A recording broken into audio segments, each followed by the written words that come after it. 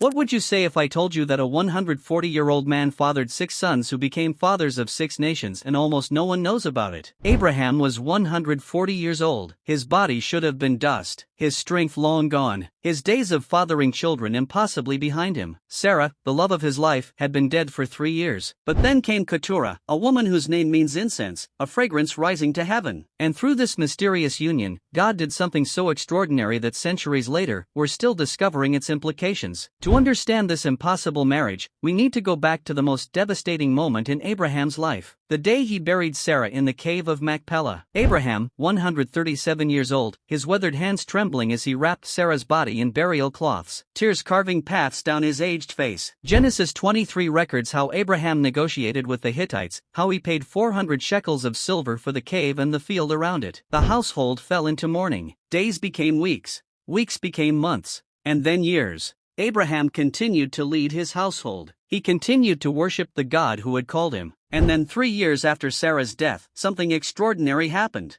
Genesis 25 verse 1 records it with stunning simplicity. Abraham took another wife and her name was Keturah. Keturah, a woman whose name means incense, a fragrance rising to heaven. Her life, her marriage, and her legacy would be like incense rising to God, a fragrant offering. Some scholars believe Keturah was a descendant of Ham, possibly from the Canaanite tribes. Others suggest she came from one of the eastern peoples. The truth is, we don't know her origins with certainty. Abraham was 140 years old. Who gets married at 140? Who even thinks about starting a new family chapter when most people your age have been dead for decades? This wasn't just an old man seeking companionship. This was about God fulfilling a promise made nearly 65 years earlier. Abraham would be the father of many nations, not just one through Isaac, not just one through Ishmael. Many. And Keturah, this mysterious woman, was about to become the key that unlocked multiplication. 6 sons, 6 nations, 6 forgotten peoples whose descendants walk the earth today. Abraham, now well past 140, stands before his 6 sons from Keturah, giving them his blessing. His hands rest on their shoulders as he speaks of their future. He gives them gifts, silver, gold, camels, and provisions for a long journey. They are being prepared for a mission that will shape nations. With tears and embraces, the 6 sons of Keturah turn toward the rising sun and begin their journey east, leaving Isaac and Canaan behind. They travel across deserts into lands that will later be called Arabia, Mesopotamia, and the East. Their journey is filled with challenges but guided by God's purpose. Zimran, Joshan, Medan, Midian, Ishbak, and Shua become fathers of 6 tribes and nations, spreading across the ancient world and fulfilling God's promise. Midian, the 4th son, becomes the father of the Midianites. Later, Moses flees Egypt and finds refuge with Jethro, a descendant of Midian. Jochan fathers Sheba and Dan.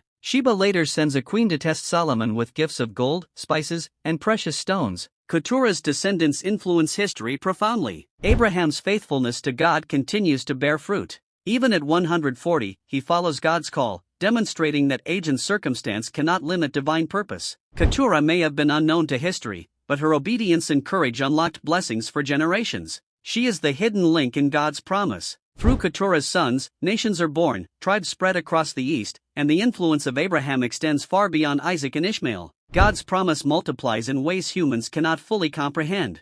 6 sons, 6 nations, a testament that divine timing exceeds human logic. If God could work through Abraham at 140, he can still do the impossible today. Keturah's story is a challenge. Say yes to what seems impossible. Abraham ensured that all of Keturah's sons received gifts and provisions before sending them eastward, fulfilling both his duty as a father and God's plan for their destinies. He sent them away to the land of the east, where they would grow into powerful tribes that later appear throughout the biblical narrative. Through these sons, Abraham's influence stretched far beyond Israel. His legacy became a network of nations, all connected to God's promise. Though rarely mentioned, Keturah shaped history in profound ways. Her willingness to follow God allowed her sons to become nations with lasting influence. Keturah reminds us that God uses unlikely people to fulfill extraordinary purposes. Her story challenges us to trust God even when we do not fully understand His plans. God's promise to Abraham was larger than Isaac alone, larger than Ishmael, and larger than anyone expected. Keturah's sons became living proof that God fulfills His word in ways we never imagine. At an age when no human being should have had strength left, God renewed Abraham's body once again so that the promise of many nations could continue through Keturah. Keturah conceived 6 times, each child a miracle born from a union most people would have considered impossible. Her motherhood became a symbol of God's ability to bring life out of unlikely situations. Zimran, Joksan, Medan, Midian, Ishbak, and Shua grew into strong tribes that would populate regions across Arabia and the East, influencing trade, culture, and biblical events for generations. Before they departed, Abraham blessed his sons, releasing them into their destinies with the authority of a father and the faith of a man who trusted God's promise completely. As the sons prepared to leave, the camp was filled with movement, camels being loaded, provisions being gathered, and servants assisting. A new chapter in Abraham's legacy was beginning. Abraham embraced each of his sons, his aged hands resting on their shoulders, his eyes full of both love and release.